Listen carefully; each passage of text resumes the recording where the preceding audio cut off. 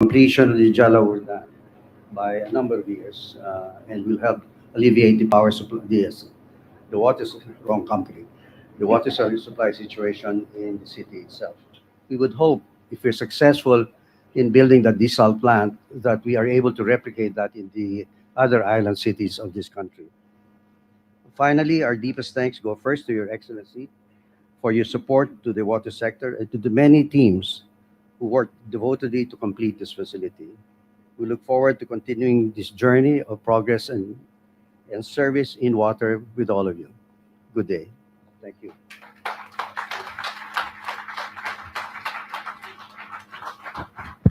Thank you very much, Chairman Pangilinan. Now, may we call on the MWSS Administrator, Engineer Leonor C. Cleofas, for her message.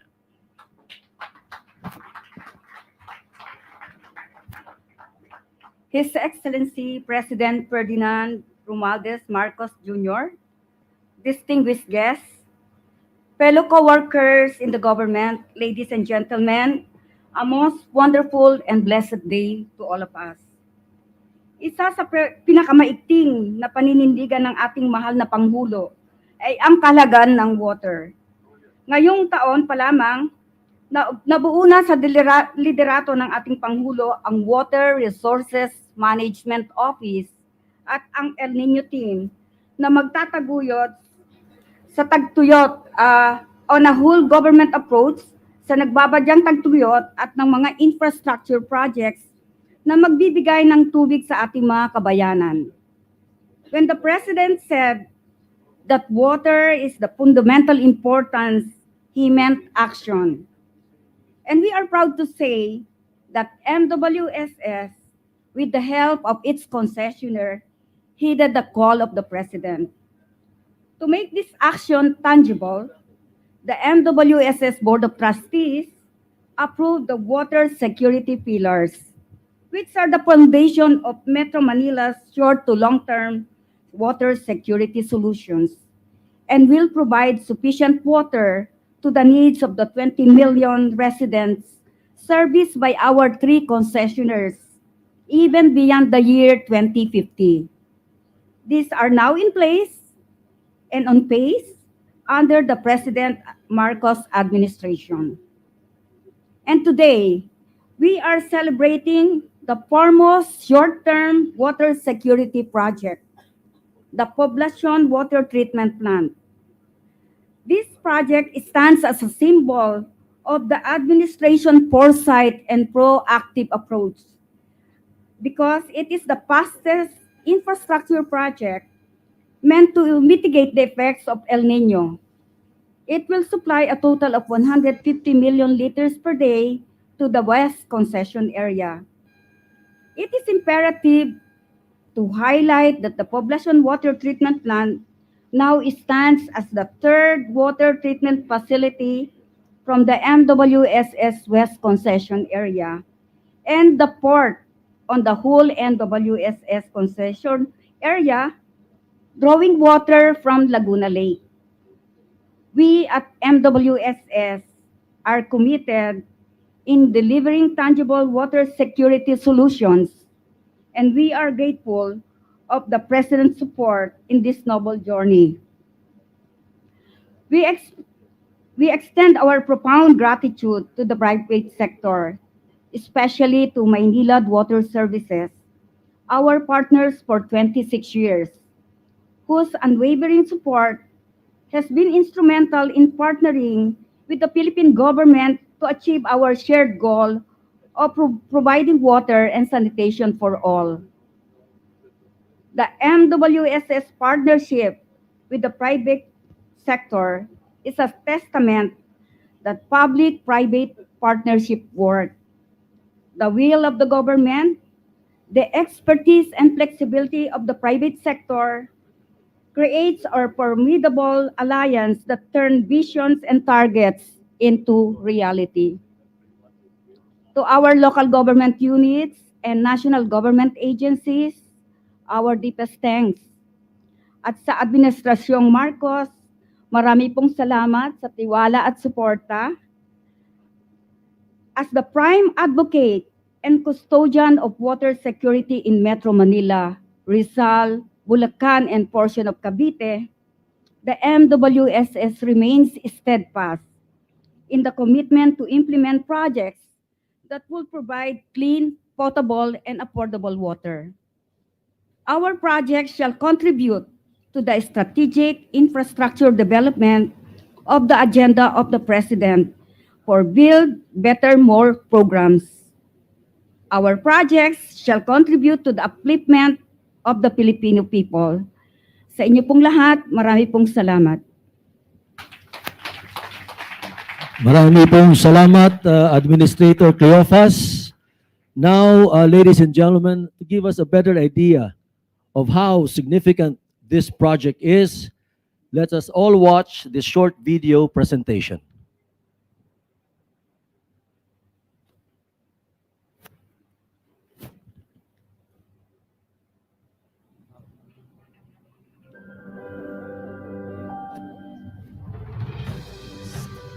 Steadfast in its commitment to further strengthen water security and sustainability, Maynilad constructed the 11 billion water treatment plant in Poblacion, Muntinlupa City.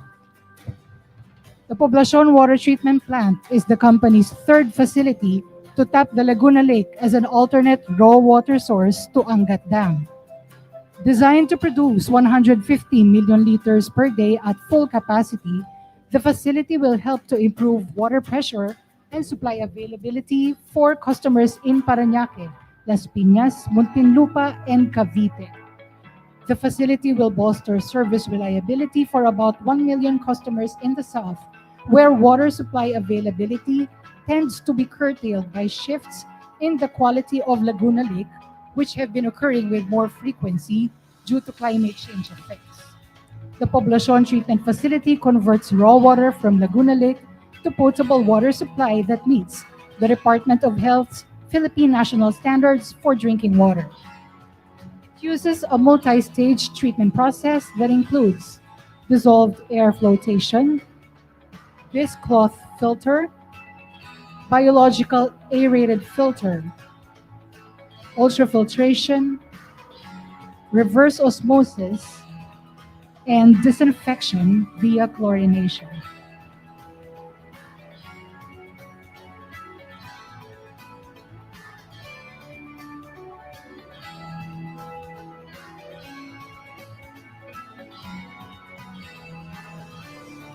The Poblacion water treatment plant is part of Maynilad's 220 billion service enhancement program from 2023 to 2027.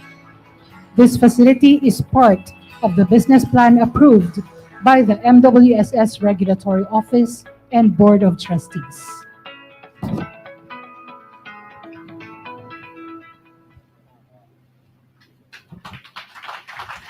Thank you very much. Thank you for that eye-opening and informative video. This facility is part of the business plan approved by the MWSS Board of Trustees and the Regulatory Office. It gives us a broader picture of how this particular facility enhances current water system in the West Concession area and how it will greatly benefit the consuming public. At this juncture, may we request the President to lead the unveiling of the inaugural marker, to be assisted by DNR Secretary Loizaga, Admin Cleophas, Maynilad Chairman MVP, and Maynilad President Ramon Fernandez.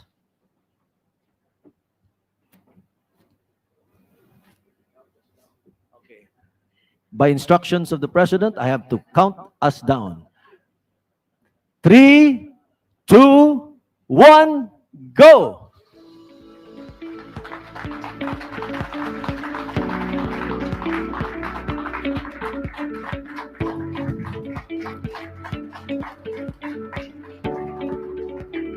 Thank you so much, Mr. President.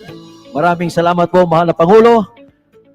May we request the President for a photo opportunity.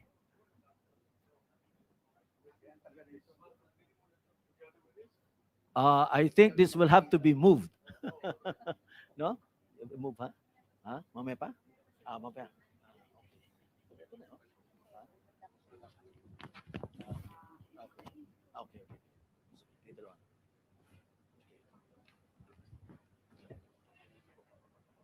And now, may we request Environment and Natural Resources Secretary Maria Antonia Yulo Loizaga to introduce the guest of honor.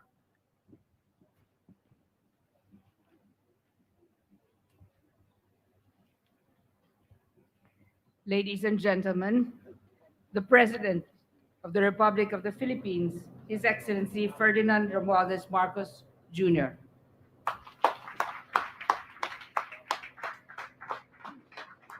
Thank you, Maritonia Yulo Loizaga, our DNR Secretary. Please take a seat. The Muntinlupa Lone District Representative, Congressman Jaime Fresnedi, Muntinlupa City Mayor Rosano Rufiano Biazon, MWSS Administrator Leonor Cleofas, and of course, our most important partner in all of these endeavors is from the private sector side, the Maynilad Water Services Incorporated Chairman Manny Pangilinan, fellow workers in government, ladies and gentlemen, good morning. I am very pleased to be here today, joining you in the inauguration of Maynilad's Poblacion water treatment plant. This will provide clean and potable water to residents in Metro Manila and its surrounding areas. I extend my greetings to our distinguished guests, private partners, local government officials, and community leaders who have played a crucial role in making this project a reality. It is a testament to our shared commitment to water security and sustainability. We stand on the brink of completing this crucial project, a necessity heightened by the current challenge posed by the El Nino phenomenon. Your collective efforts ensure that we exceed the demands of our people in these trying times. With the El Nino projected to last until the second quarter of 2024, we must prioritize the repair of water pipes to prevent leakages and the completion of ongoing water supply projects to ensure that we have adequate supply. And so let us call upon the pertinent agencies to intensify their vigilance in overseeing the construction of water supply facilities, particularly in regions grappling with water scarcity. As we confront present and future challenges, this project is a testament to the positive outcomes that we might achieve when the public and private sectors unite for the greater good. I invite the private sector once more to further explore opportunities to collaborate with government in addressing our water supply challenges. Let us continue to work together so that we can provide our people with the best quality services that they truly deserve. Water, although we refer to water and the supply of water as a service, I am of the view that it is in fact a right of our people to be able to expect their government to put systems into place so that water is available to all households, to industry, to agriculture. These are the main uses of water that we have, and so that we still must continue to develop all our capabilities. The focus is sharpened with the onset, with the forecasted onset of El Nino, which at the very least will be with us over the first quarter of next year. And unfortunately, the latest forecasts show that there is a distinct possibility that it will last until the second quarter of next year. And therefore, we must prepare. We must prepare and learn some of the and apply some of the lessons that we have learned during the pandemic when it came to supply of agricultural products, of food, of the efficiencies of the supply chain. all of this will be affected if our water resources are inadequate. And that is why we have now begun in government a very accelerated effort to prepare for that. Well, for all intents and purposes, we have a good buffer until maybe the end of the first quarter. Now, what we need to do is to prepare a further capacity so that should the El Nino extend to the second quarter of next year, we are still at the very least able to supply potable water, especially in the urban areas. We are able to supply our agriculture. We are able to supply our industry. And one of the elements that we sometimes do not think about, we think about those major uses of water. We also have to be thinking about our hospitals. Hospitals cannot operate without water. And with the onset of a drought, that will become more and more important as it goes on. And so these are the issues that are confronting us now. But with projects such as these and the further following projects, I was looking at the brief. There is another one here in Mandaluyong, and I think there's 3 more in Cavite. And that is all to the good. And we have to get those facilities built and operating so that we can consider ourselves at least minimally ready for the arrival of the drought that will be coming next year. Now, I do not mean to frighten anyone off, but it is a serious problem. But we are familiar with the capabilities of both private sector and public sector. Put us together, and there's much that we can do. And let us do that so that we have done our duty to the people and continue to provide, as I said, what I consider their right to availability of clean, fresh water. So sa bagong Pilipinas na sinisikap natin na itaguyod ngayon, hiling ko ang pagkikilahok ng bawat isa upang mapatibay ang ating mga infrastruktura at mapabuti ang kalagayan ng ating mga mamamayan. Maraming salamat sa inyong lahat. Maraming salamat sa inyong ginagawa at sa tulong ninyo para sa taong bayan. Mabuhay ang bagong Pilipinas. Magandang umaga sa inyong lahat at Merry Christmas and Happy New Year. Maraming salamat, mahal na Pangulo. With your indulgence, Mr. President, we would like to request for a photo opportunity. At this point, I would like to call on the MWSS Board of Trustees and officials of the Regulatory Office to please come on stage and join the President.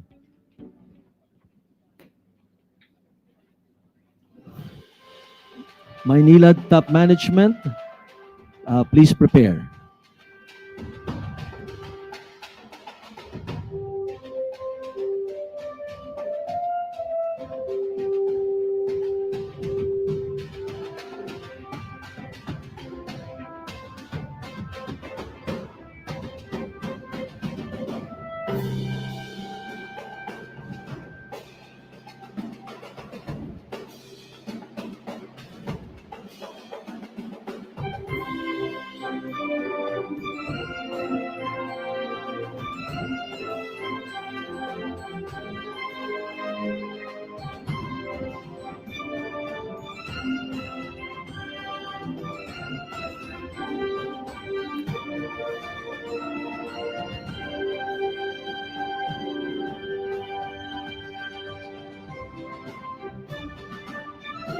Maraming salamat.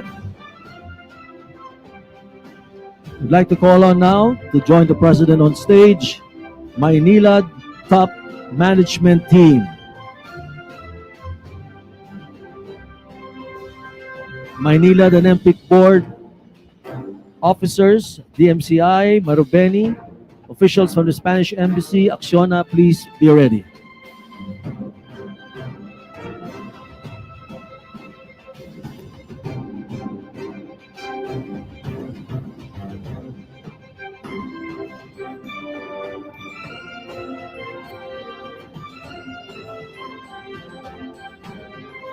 Maraming salamat. Thank you very much. And now, I would like to call on Maynila Olympic Board, Marubeni, DMCI, officials from the Spanish Embassy, and Acciona.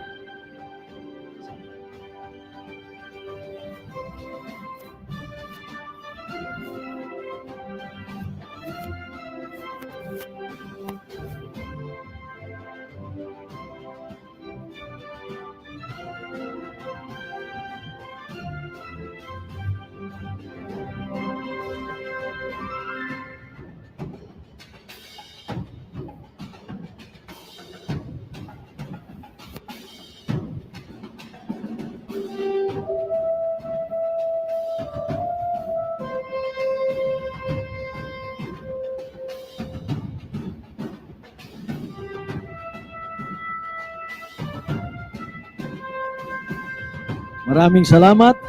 And now we would like to call on our local government officials to please come on stage. We have Congressman Rufy Biazon and Mayor Fresnedi. Mayor, magandang umaga po.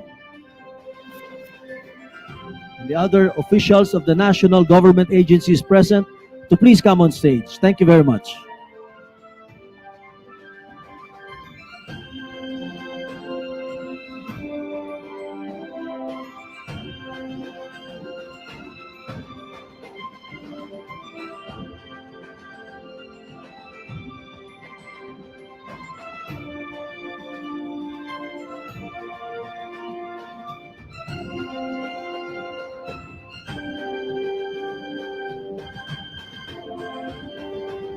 Thank you very much. Maraming salamat po.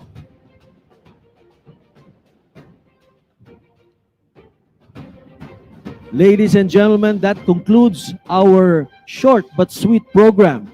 Maraming salamat po, mahal na Pangulo, sa inyong oras, for taking part of this momentous event and for your varied contributions in making this project possible, sir. It warms our heart that you all found the time to join us this morning. And Mr. President, have a safe trip to Japan. Once again, ladies and gentlemen, ang Pangulo ng Republika ng Pilipinas, His Excellency Ferdinand Romualdez Marcos Jr.